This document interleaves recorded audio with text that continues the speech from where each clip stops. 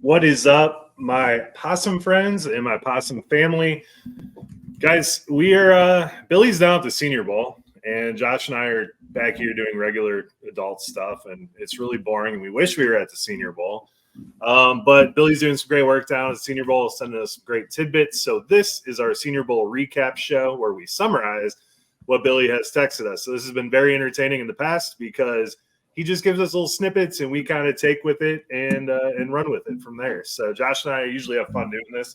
Josh did this show solo one time and there were some great clips from it. Go check it out. I'm sure it's still on Spotify somewhere. But we've grown, we've matured, and now we are here. So Mobile, the Pickle has landed. Jamie Pickle is helping Billy out. He's our executive assistant on this trip. But anyway, Josh, what's up, man? Excited to talk about some Senior Bowl.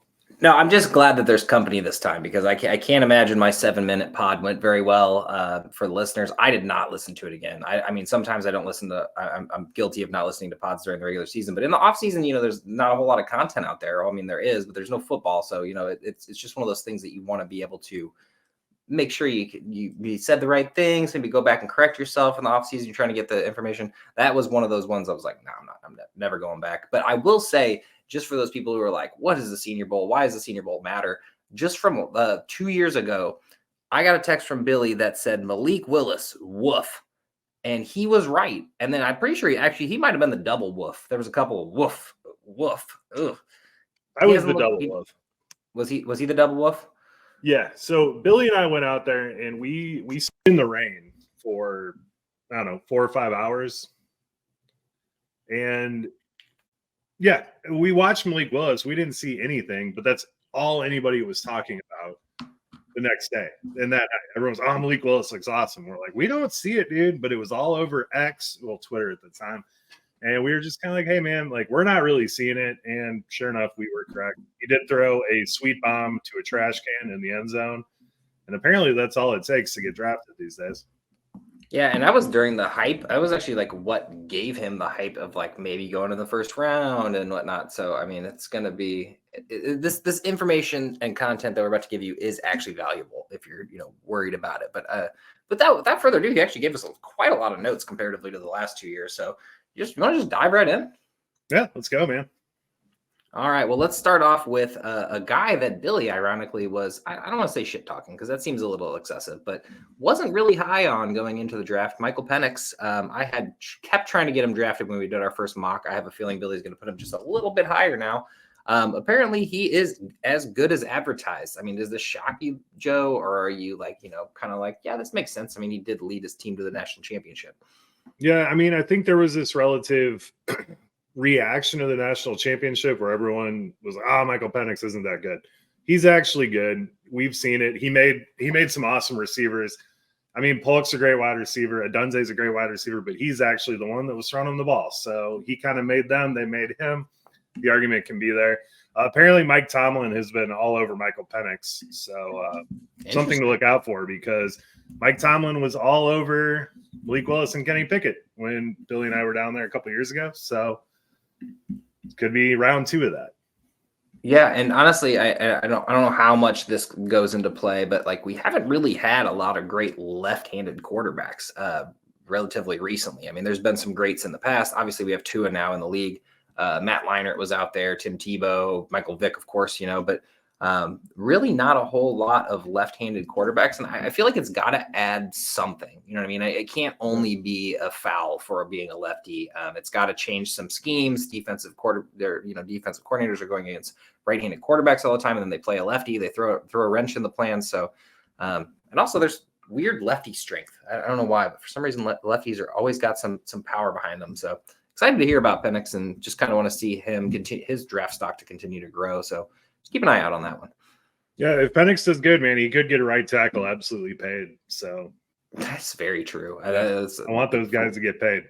I would love to see him on the Steelers, although not as excited about Arthur Smith going there. I just feel like you can sell off your Najee stocks at this point. Like I love me some Najee. I was always the proponent of keeping him on your team and thinking that he's going to be fine, whether he goes to another team or not.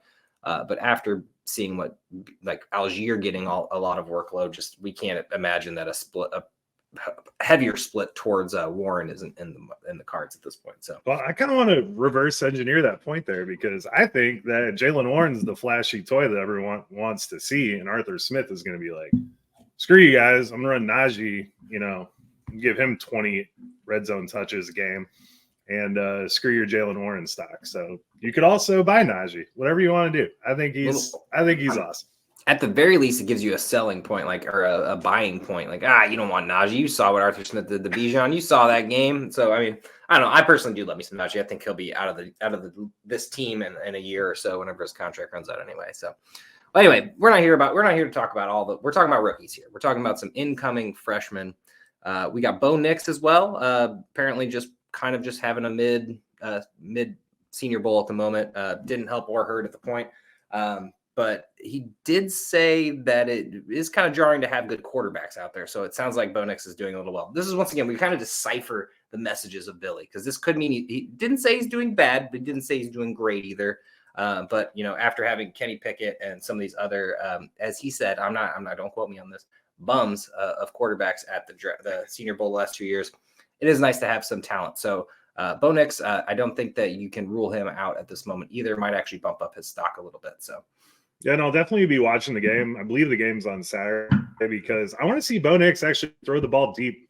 It's something we really didn't see at Oregon. And I don't know, we know we can do the checkdowns. We know we can do that stuff. But I actually want to see him let it rip and see how that works out, because that's the only thing that I am not sold on from him. Yeah, I mean, Bo Nix had a decent, career at Oregon. So, I mean, I just think it's one of those, I mean, it's not a main school. It's not it's not the big flashy ones. Obviously, Oregon usually goes to compete, but I think that 4,500 yard season last year, it just is going to bump his draft stock up. And the touchdown to interception ratio, I mean, that's just going to be good for him. I obviously probably not a first rounder, but there's a lot of teams that need quarterbacks, especially in the back half of the draft. A lot of playoff teams made it on, 1-year contracts and essentially backups. I mean, I could see Tampa Bay going to Bo Nix, or, Indy. Well, no, not Indy.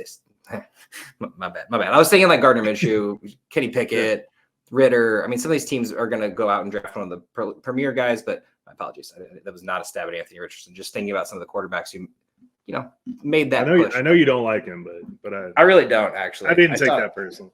I didn't even mean to. I was just trying to think of like the Baker Mayfield and Minshew to me are like in the same ballpark of like quarterback status, like weird, like should be a starter somewhere probably, but aren't. Obviously Mayfield probably made his campaign for that. So yeah, he better get a shot this year. But I mean, we saw how valuable the backup role is this year with every quarterback in the league getting hurt essentially. So all right, and then just let's just jump into the rest of these quarterbacks, the notes that I have at least, and stop me if you have something to say. This is Billy's words. Milton certainly looks like a NFL quarterback, but he's going to need a little bit of work. And then Rattler is in the same, but a little bit slightly worse boat, apparently. And that's an Oklahoma guy, right? Yeah. Billy talking shit on Oklahoma guy. Good to hear. Yeah, well, Caleb Williams kind of screwed him out of that job, and then he went over to South Carolina and actually looked pretty good last year. He did some really interesting stuff. I think he could have a high ceiling in the NFL. Apparently, Green Bay interviewed Spencer Rattler today. They spent a lot of time with him. So watch out, Jordan Love, I guess. Yeah, that is interesting to hear. And then one of the last quarterback notes was Carter Bradley, Gus Bradley's son, whatever, was there. Didn't say any news about it, but I think he was trying to allude to a potential, Brock Purdy, Mr. Irrelevant kind of draft. So that's not someone you really need to keep your eye on right now, but just, later rounds of the draft and rookie drafts, and say you got, it's a 2 QB league and you really need to get one, throw him as your 5th pick, never hurts. But I'm sure there was no nepotism there. And then to bring up the Joe Milton thing, he's got a hell of an arm. So that'll be really fun to watch as this process unfolds. Yeah. And as we go on from this, just to get another QB note, Bears brass, as Billy put, was all over QB and wide receiver drills. So not sure what that means. Yes, I do. It means that they're doing their due diligence. This does not mean that they're trading fields. This does not mean they're drafting Caleb Williams, because Caleb Williams isn't there. I assume not. He doesn't have anything to play for.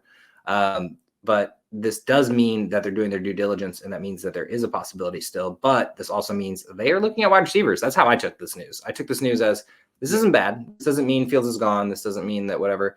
This means they're looking to bolster that wide receiver room. They have DJ Moore, and that is it. Don't get me wrong. I love me Darnell Mooney, but I'm pretty sure he's leaving a free agency this year. So, yeah. No, I mean, Billy, in Billy's words, they did not even go to the defensive side of the field. They have not even looked at defense so far, which, I mean, it's a long week. They can take a peek down there, but I really hope they're looking at Devontae Walker out of UNC. Go watch that kid's tape. If you guys have a YouTube, if you have a Pulse, go watch his tape. He's going to be awesome. This is such a loaded class. It's ridiculous. Absolutely. But yeah, no, I honestly, what I'm getting from this, from the Bears perspective, at least, would be that whether they take Marvin Harrison or not, I think they're adding someone late. I think this is where you get those late guys. I mean, most of these people aren't first round draft picks out there for wide receiver. So you're going to look at maybe second to third to fourth to fifth round. I mean, even if they go grab Marvin Harrison with their first pick, that does not mean that some of these guys won't also be making it to the team. And never know. Could be one of those breakouts, Puka Nakuas and Amon-Ra St. Browns, fourth, fifth rounders, sixth rounders and stuff. So always good to know, especially for this class, though. I think they're going to end up cannibalizing each other a little bit outside of Adunze and Marvin Harrison. I think you're going to get some real values because all these guys are so good. I repeat, so freaking good that people aren't going to buy into it and they're going to take it for granted. And you're going to get some great wide receivers late in the draft. Yeah. And while we are going to talk about the rest of these positions, because we have plenty of running backs and wide receivers to talk about that we haven't even gotten into, we're just, focused on the Bears because our buddy Joe here, he's a Bears fan. We like, I feel like I'm like a consolidated Bears fan. Like I kind of like, I do it for fun. It's not fun either. So I do it for support, and it hurts my soul every time I see this shit. Yeah, absolutely. But we're going to switch because, we are an IDP organization. And we do have some fun IDP people that we have some notes on, and one of which is actually a person that Billy got to interview. So we're going to go ahead and play a little excerpt of a bit of an interview from our man Peyton Willis. So just go ahead and have a listen for you video listeners or viewers, however you look at it. I'll put a little picture up so you're not seeing a little TikTok background of like someone reacting like, oh yeah, because nobody likes that. I'm sorry, nobody does like that. So here's some interview from the Senior Bowl. All right, this is Billy Mansell here at the Senior Bowl with Peyton Wilson for IDP Plus. What is one thing that you wanted to work on this week down here in Mobile? I think not really wanted to work on anything. Obviously, you can always get better, but I was excited to come down here and just show that I can sustain my level of play at any level of competition, whether it's here with the best of college football or if it's at the next level. Okay. Is there one attribute you wanted to show the coaches this week that maybe didn't show up on film or maybe hasn't been talked about enough? I just think the most important thing that I do well is my effort and my speed. I think it's unmatched. I don't think there's many linebackers as fast as me. Definitely not. I don't think there's many people that play as hard as I do. I mean, the injuries that I've sustained has really put a really good perspective into my head. Like, you don't know how long you can play this game, so why not play every single snap like it's your last? For sure.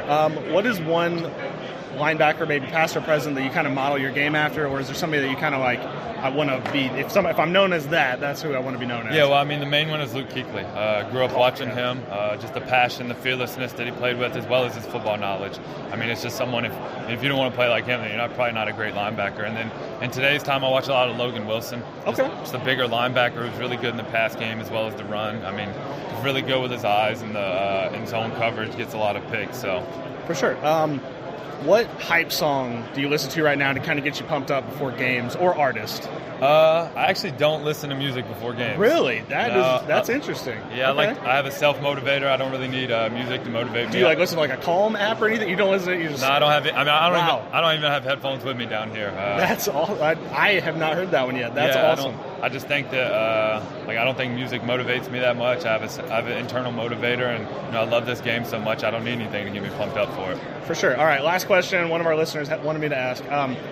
do you wake up in the morning and eat nails? Like, you're just so tough. Like, can you speak a little bit to that? No, I think this is where I come from. I mean, I come from Hillsborough, North Carolina. I grew up on a farm. I mean, I've been baling hay, picking soybeans all my life. And, you know, we're as blue collar as it gets out there. My mom and daddy don't play. You know, you do one thing like you do everything. So that's just kind of my motto. And, you know, I'm going to play as hard as I possibly can. I'm going to be as tough as I can. And, you know, I'm just going to persevere through as much as I possibly can. For sure. All right. Well, good luck through the draft process. It was good talking to you. Thank you so much. All right, so initial reactions on Peyton Wilson. I think I just love how like real he was. Mama and Daddy don't play, son. I was going to get to the more fun things at the end, but just asking about you know obviously I love the mixture as you quoted in our group chat with Billy. Like, good interviewer, surprisingly. He's a lot nicer to the football players than he is to us. But I guess mad props to Billy because he is not kind to us behind the scenes. Yeah, I love hearing just confidence from this guy. And just some of Billy's notes, this is going to be the next great linebacker in the league, is what he has. He had the green dot the whole time in practice, and he's going to be good. And, I mean, could creep his way up to the first round. I mean, the Eagles need a linebacker. I know there are plenty of teams that could use a guy like this, and I know that's kind of like fringe bottom one, early two kind of linebackers lately. But, I mean, this guy is a tough guy, and I've seen some of his play, and it's only going to get better, especially with the right, you know, coaching staff. So I don't know, maybe the Eagles isn't the best case, but although we did get actually some good coordinators finally. But we'll be sick on the Eagle. My favorite thing about Peyton Wilson is he started out his career actually as an outside linebacker, and you can really see that. He's in the backfield all the time. Also has great coverage. He had a ton of interceptions in college. Really, if you look at the ACC stats, he has been in the top percentile every single year he has played.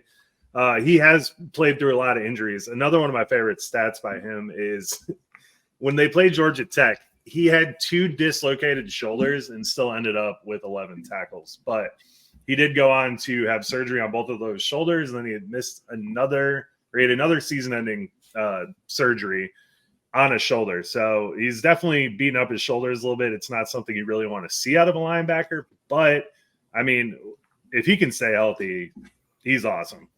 I think the most wild thing about him is, like, you know, we have 150 tackles kind of guys in the NFL, and that's through 16 or 17 games, you know, of recent. But these are 12-game seasons, and this man, as a sophomore, went out there, got 100 tackles, obviously got injured the next year, came back out in his senior year, 138 tackles, 17 and a half for a loss, and then not to mention adding 6 sacks as well. I think the versatility alone here, I mean, obviously this is a smaller school as well, so it wasn't, you know, I'm sure he was just the force on defense, but at the same time, just seeing those kind of stats popping off the page for me is just like, this is the guy you want for IDP. This is the linebacker you're drafting, and you're going to get someone good out of it. Obviously, like the location helps the most, but I don't think this guy's not seeing the field right away. So. No, for sure. And especially if you're in a big play IDP league, this is someone you absolutely want to go after. I mean, he puts up stats everywhere. So that just means points, which means money. I know he said he models his game after Luke Kuechly, but honestly, watching some of his, big plays, and especially, you know, the highlight reels are full of those sacks and fumbles and interceptions and whatnot.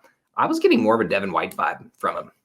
Just he always seems to make that play, because like there was one play in particular, and I'm not even going to try to quote who it was against, but I watched him come from nowhere to get it, and then it was a stripped and just picked up the fumble. Like, I mean, it's just beautiful. Like, yeah, I mean, he has the lateral movements, the side to side movements. It reminds me of Roquan, actually, the way he's able to move and follow the ball carrier. I mean, he's just like, half the time you watch him, you don't even see him because you're not expecting that he already got through the offensive line, and then there's a tackle made, and then he stands up, and you're like, oh shit, okay. So, oh yeah. All right. Well, we're gonna actually swap right back to offense and get into that, but I just felt like that was one of those things that needed to be added and chatted about. But we do have one more excerpt from Billy, so just wait, and you'll hear about it here shortly. Let's talk about Ray Davis. Get into the running backs. He's going to be a thing.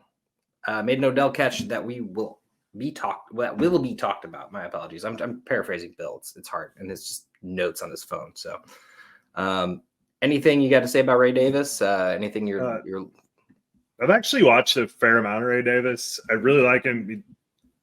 When he plays for Kentucky, the thing I realize is his patience, and just like he makes plays whenever, like I've seen plays where he trips and he gets up and he still makes a catch and picks up 20 yards.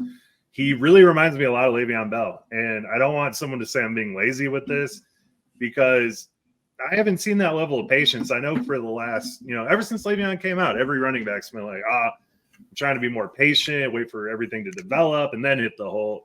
Not many of them actually do it. Ray Davis actually does it. So future is bright for him. Yeah, I'm looking forward to it.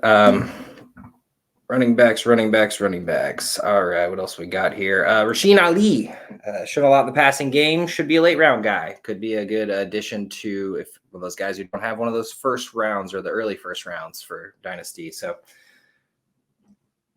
yeah, we love those PPR guys, and he is a We Are Marshall dude. So I'm absolutely cheering for him. All right, we're going to skip right past this one running back, but we will get there shortly, I promise. But go into Dejon Edwards, also been proven to be another good back out of Georgia. So what is this, 3 in a row at this point? Yeah, they're getting pretty ridiculous. Now, watching Edwards, I like comps, guys. I really do. I see a lot of David Montgomery with him. So absolutely a solid running back. Honestly. Yeah, no, I mean, he plays like him too. It's nothing too flashy, but he always seems to pick up 6-7 yards pretty much every time. But Billy really likes what he sees down there out of him. This is one of those things, and I don't want to down on the guy at all whatsoever. Obviously, what he's done, and even a little bit in the passing game as well on the ground, but he has, been behind a pretty good offensive line. So I'm not saying that it's going to be a bad career for him by any means. I don't want to down on the guy, but I will say seeing him doing good at the Senior Bowl is probably a great start for him. Boosting his draft stock is also a great choice. But where he goes and when he sees the field will be the best question. But I do love these kind of draft picks. This is an Antonio Gibson, if I've ever seen one. Guy you can get in the 3rd, 4th round after you've kind of already made your immediate selections. Just keep this in mind at the top of the hat because, I mean, it could be a gamble. It could work. It could not work. You never know with fantasy football. That's my favorite thing about Dynasty, especially for a guy who, rarely watches college football. I just love throwing dart throws at running backs, and I could just say that this guy's going to be on one of my teams. Yeah, no, for sure. And his play style is probably going to get overlooked, but this is one of those things where if Tampa Bay takes him on day 3, you're really worried if you're a Rashad White owner because his play style is going to get him on the field very quickly. So just watch out for him. Always got to. All right, and then we're going to get our second and unfortunately final excerpt from Bill. Only gave us 2. My apologies. Try to get my things He's okay, together. by the way. Who, Bill? Yeah. You made it sound like something happened to Billy. I mean, I assume he's okay. No. That's kind of how that's honestly how I talk about you every time you're out too, by the way. I don't know if you know that. Yeah, I've noticed. Joe's not with us anymore. No. Just for today.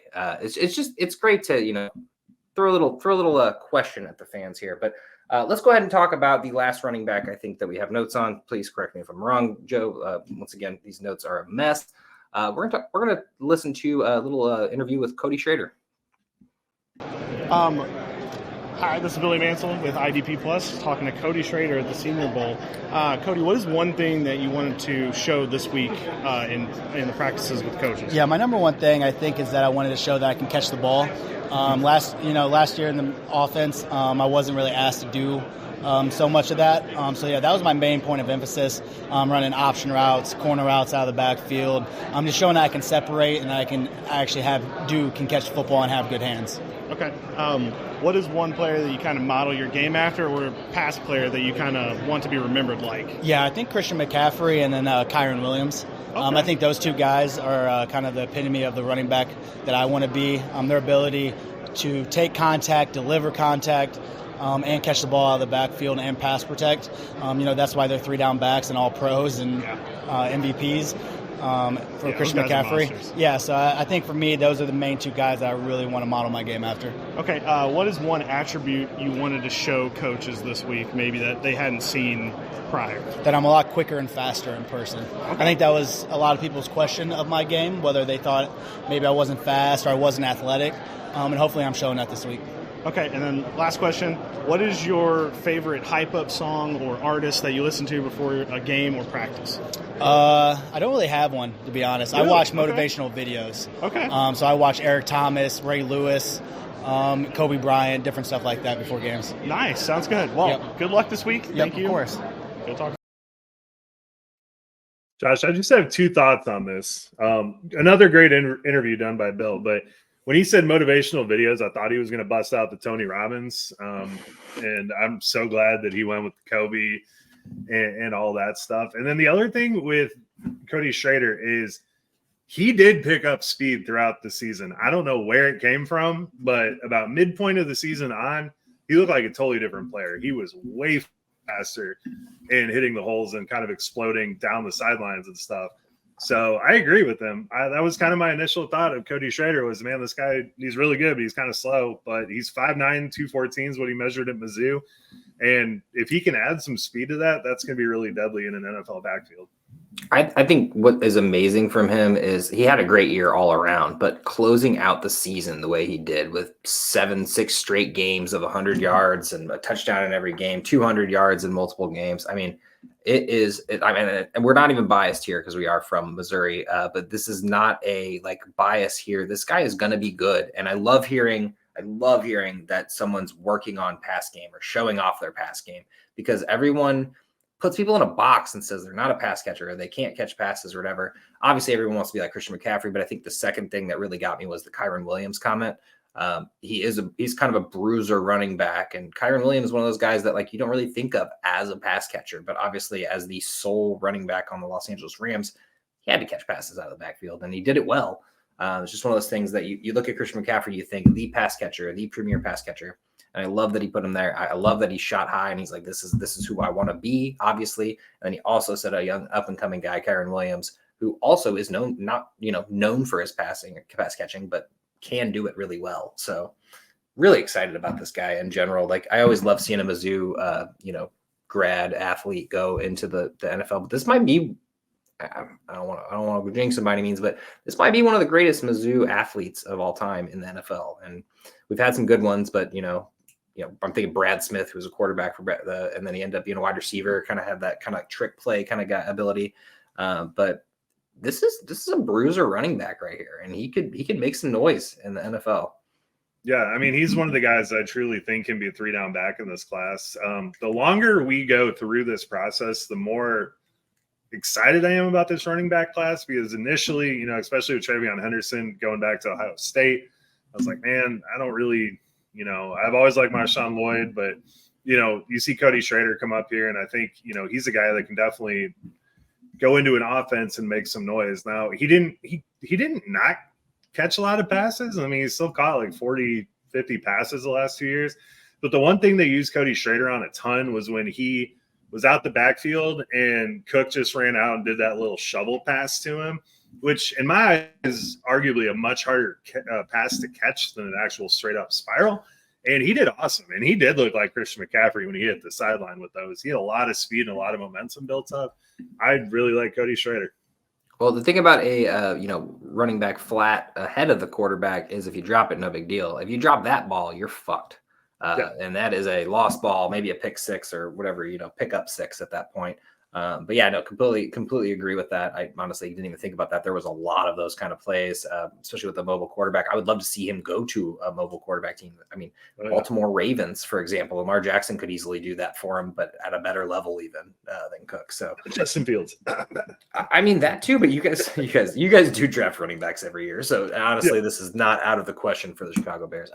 The cool thing about these kind of guys here is Cody Schrader, he could work his way up into the first round, but more than likely he's a second rounder, which means he can go to any football team, which is super cool. So if you're out there and you're hoping for someone to go to your team and you really need a running back, this is the guy I think you're hoping for. So No, I think especially teams like the Vikings with Ty Chandler, who I really do like Ty Chandler. I already brought up Rashad White. Carolina, even the Patriots. I mean, there's a lot of really good landing spots for running backs. And, I said, don't do that to Cody Schrader, though. Yeah, I'm getting more excited about this running back class as time goes on, though. Yeah, a young team would be a good. Like, I do like the idea of a Patriots because that's going to be a new, young, up and coming team. Like, they're going to have to make some moves. They need to. I mean, whether they pay Stevenson or not. If this was Belichick was still there, I'd just go ahead and say book it. He's probably going to be there because that's the kind of running back that Belichick loves. But wherever Belichick goes, this could be the spot too. So, no, super exciting. Let's get into wide receivers because I think this one's going to take the longest. But at the same time, that's pretty much the end, other than some random notes as he has them labeled here. So. Let's just switch right into wide receivers. Roman Wilson has been everywhere and making every catch. He should be on everyone's wish list and made himself a lot of money this week. So Roman Wilson stock up apparently. Joe, any comments on that or, Yeah, there's some word on the street that Michigan clocked Roman Wilson at 4.3. So he could even make more money going into this combine and everything. We know he's fast. The thing I like about Roman Wilson, he's also going to fight for those contested catches. He's a tough player. I don't think he's going to be a big yards after the catch dude. But really the rest is there with him. And if he goes to the right situation, I mean, we could be looking at someone who's considered a wide receiver 1, wide receiver 2, just based on his talent and what he's able to do. He's 6'0", 192. So, he's kind of right on the verge of that line where he could be a 1 in an offense. I think the thing is just JJ McCarthy, not probably contrary to what Billy thinks. I think he's just was actually throwing to the open receiver. I think that we could have had a lot more from Roman Wilson if this was, Ohio State and it was the number 1 and this is what's going to happen. But this was a really well-balanced team. There's a reason they won the national championship. So I completely agree with everything you said. I think there's a really good chance that we could see a lot better from this. I don't think he's just the deep ball threat. I think that people need to start moving away from that. Just because someone is fast doesn't mean they're just a deep ball threat. I think what he can do is actually quite impressive, and I'm looking forward to seeing where he ends up going. Yeah, no, definitely someone who should be on your radar. So write him down in your spiral notebook, whatever fantasy football journal you keep, and keep him in your back pocket. Yep. And then we got some notes on Ricky Pearsall. Don't know if I'm pronouncing that correctly. My apologies. Apparently made some ridiculous catches, and Tez Walker has kept up his pace as well. So any notes on either of these guys? Okay, yeah, I fucking love Tez Walker. So I don't need to say anything more about him. I'll bring him up the entire offseason. But Ricky Pearsall, watch his tape. And he has this one-handed catch. And that's all I needed to see of him. And I'm completely pumped up about it. He's 6'1", 190, so he's kind of right there on that guy that, I mean, he could play his way. I don't see him being a 1, but I could totally see him playing a wide receiver 2 role and being very successful. This kind of screams Michael Wilson to me. Not comping him or anything, just kind of where he goes in the draft, where he is in dynasty, nobody is really thinking about him. I think this is another one of those late round steals that you can get that is, sure, it's a dart throw, but it's the 3rd or 4th round and your board's gone. This is just one of those names to keep in mind. Apparently been doing some good. So speaking of a familiar name, at least Mr. McCaffrey, as our buddy would call him, Baby McCaffrey. I was like, I'm sorry. I don't know if that's a true nickname, but Luke McCaffrey from Rice is Christian McCaffrey's brother. We did confirm that because, once again, not a college football guy. I try my best here. Don't judge me. But apparently not great for him so far. He has not looked good. That is all the news we have on him. I don't know what else that means, but I think, this just screams 49ers to me, right? Hey, draft my brother. We might win the Super Bowl this year. Let's go ahead and draft my brother after this point. And, if he works, he works. He doesn't, he doesn't. I mean, Juwan Jennings is obviously a really good wide receiver, but I don't think that 3rd spot or, a rotational spot would hurt at this point. And I always like drafting, familial talent. I mean, it happens a lot in NFL. So yeah, a little bit of nepotism. Put him at fullback, make him Derek Wyatt, and then move along. I don't think he's big enough for that, but I like your style. All right, and then let's scour some more wide receivers. Oh, Ladd McConkey. Now, this is a name that I think everybody is at least relatively familiar with. Is lethal with his route running. Billy says, I am honestly wrong about not being sold on his talent. He may not have the size, 5'11", 185, or the college stats, but he makes up for it in his technique. This, to me, screams all Amon-Ra St. Brown, 4th round receiver.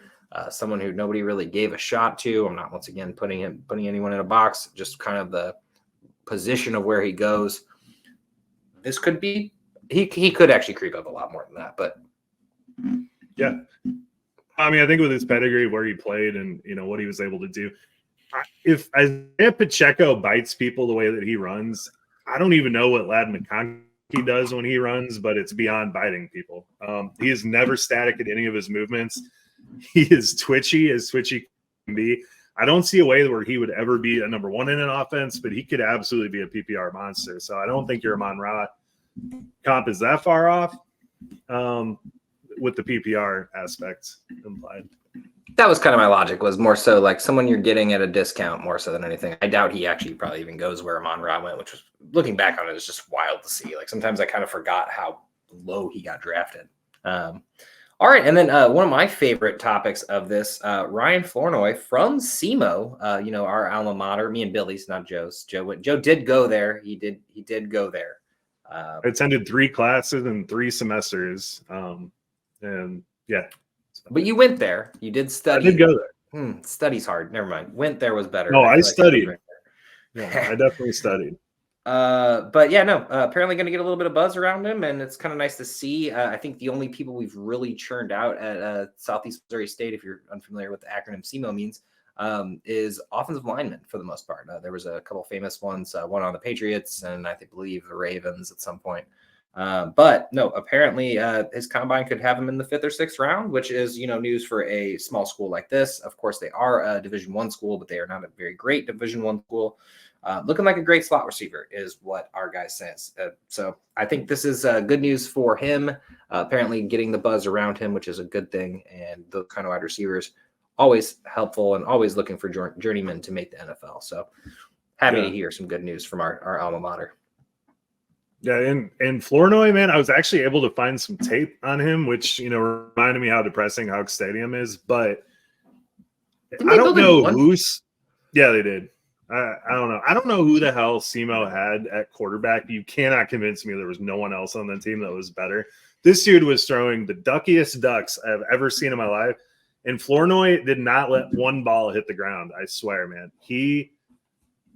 It's ridiculous. I want to see what can happen if someone can actually throw him a football, which seems to be what's happening down at the Senior Bowl, because he had some of the most ridiculous catches I have ever seen. Like, he's running full speed and he turns around, dives 10 yards back towards the quarterback and catches the ball 1 inch off of the ground. I haven't seen anything like that in a while. So our quarterback recruiting isn't great at SEMO for sure. We'll just put it that way. You can't convince me there's not a janitor or, I feel like I could have thrown the ball better than that at my age, but I probably also would have had several concussions, and that's probably for the best because I feel like I already do that to myself.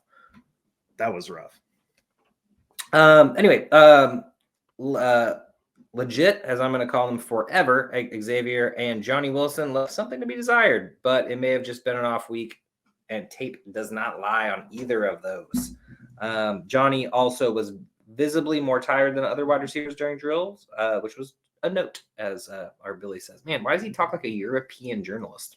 Which was a note. I think he's definitely changing right in front of our eyes. It's really blossoming into European journalist. But Johnny Wilson would probably be the first one to get tired. He's 6'7" and like 240 pounds. I can't believe they haven't switched him over to play with the tight ends yet. I assume that's on the table somewhere, but he does have a lot of talent. And Xavier Legette, I like him. I like his tape, but he measured in at 6'1", and people were going to think that people were thinking he was about 6'4", and he doesn't look 6'4" now that I watched the tape. But watching the tape thinking he was 6'4", and then watching the tape knowing he's 6'1", 2 totally different experiences. So definitely lower on Legette with knowledge that has come to light now. Well, colleges have been known to lie about those things too when they put out the little depth chart on their little roster page. I know for a fact, not that anyone would ever do anything like that, but when I was on working for the SEMO Department of Athletics, we definitely had some guys that were not the heights and weights they were saying. I was like, I don't think so. But yeah, so that is kind of one of those things that really gets determined in the combine. You're like, all right, let's calm down with that. I will say I'm super excited about Johnny Wilson. I think he's all but, sealed a 10 touchdown performance or 10 touchdown year in his career at some point. I don't know where he's going to be playing. I don't know when it's going to happen. Taller wide receivers like this don't come out very often. So obviously him getting a little slow, not great to see, but at the same time, like Joe said, he's the biggest guy out there. So yeah, I'm sure some 6 foot and 5'11" guys are running laps around him, but interesting to see. Also, it's the Senior Bowl. It's not the combine. That's when the real numbers will be coming out. So actually at this point, I think we've gone through all the wide receivers. Once again, these notes are not great. Oh, Brennan Rice, Jerry Rice's son, was very impressive as well. So we do have another wide receiver note. But at the same time, this might just be a little bit of nepotism here. We're not gonna say anything. But at the same time, we got Marvin Harrison and Jerry Rice's children coming into the league. Gonna be interesting. Yeah, Christian McCaffrey's brother. I mean, it's like a family reunion out here. Got a whole family And then you got Gus Bradley's nepotism Senior Bowl invite for his son. Well, naturally. I mean, might as well. He can at least secure a backup quarterback role somewhere, right? Yeah, or at least get a practice all squad. in the family.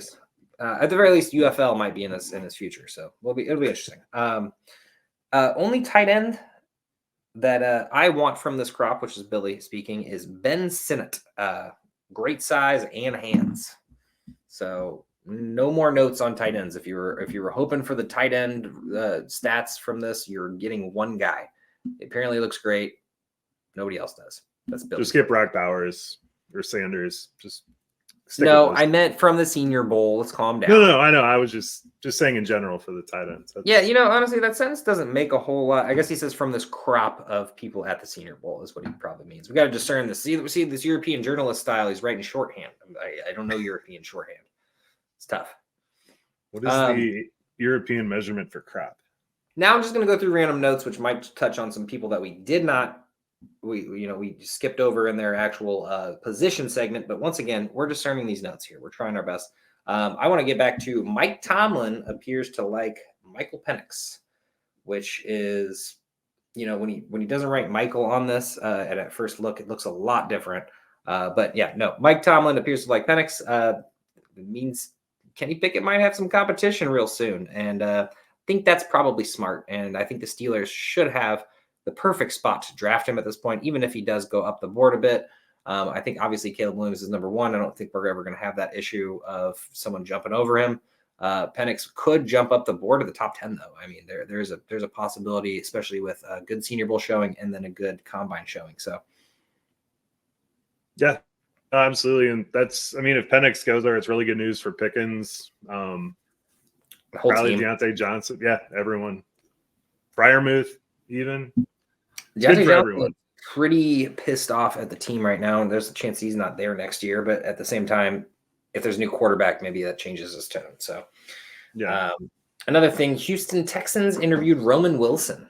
So we have that news. Don't know what you want to do with that, but This is really interesting news because, we got Tank Dell, we got Noah Brown, we got Robert Woods, we got Nico Collins, and we add Roman Wilson to that. I mean, I think this has to make you a little bit worried if you're a Tank Dell manager, because I think they realize they can't do a lot of stuff with Tank Dell that they want to do. So I'm not saying Tank Dell is not good.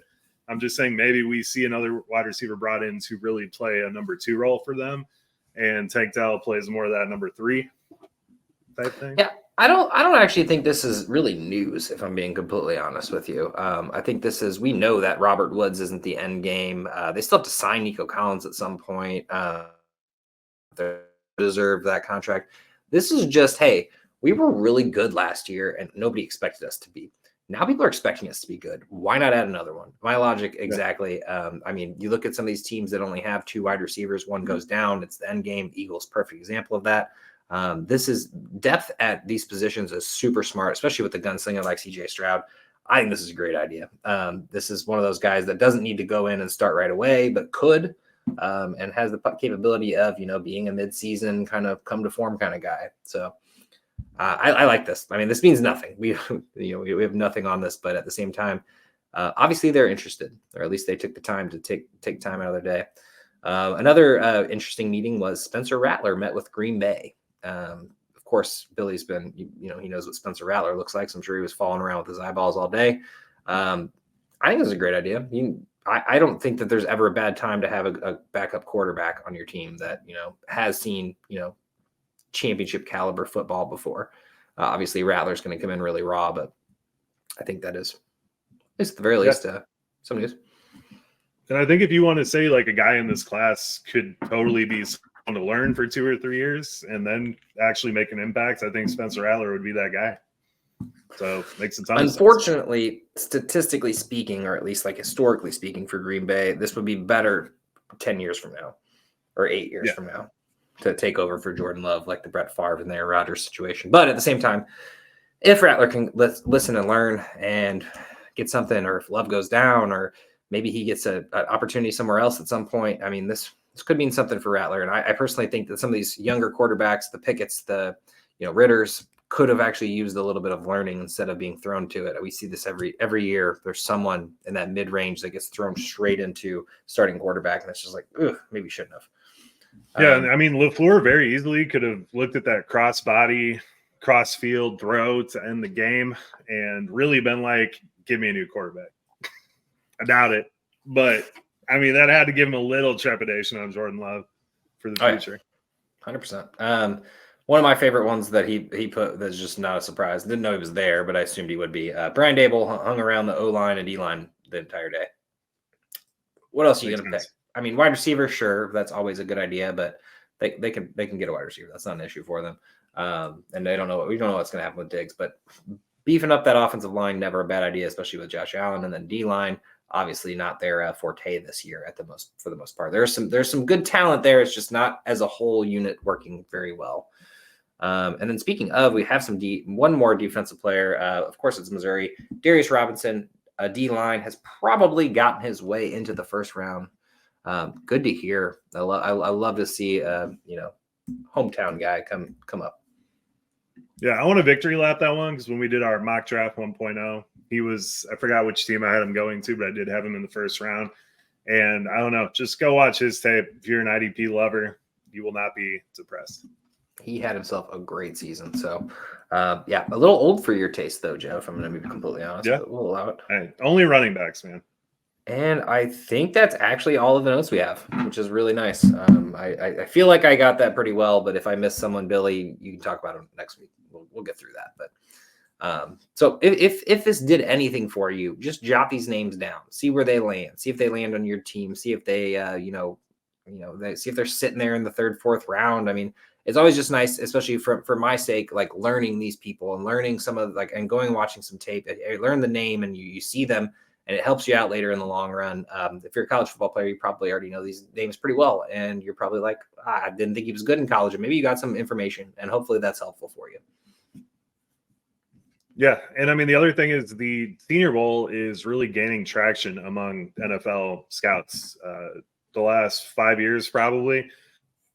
There's been a ton of really good talent coming out of the Senior Bowl. So, watch guys, watch the game, check out the practice highlights at the combine. Like Josh said, circle the names, know who they are. And then once draft day comes, wherever they land with, you already know who's cooking there. So I like it. Also, since you're listening to this, more than likely, you know who the IDP guys, IDP Plus are. There's going to be a rookie magazine coming out, and we will have profiles for all of these guys and more. We have 100 names. I think probably stick to that 100 list. Might even add some more to it. So if you're interested in just learning a little bit more about these guys or learning about what their combine stats are, we'll have all of that and more in the issue that should come out following the NFL draft, right before the NFL draft, following the combine. My apologies. So check it out. It's awesome. Good night.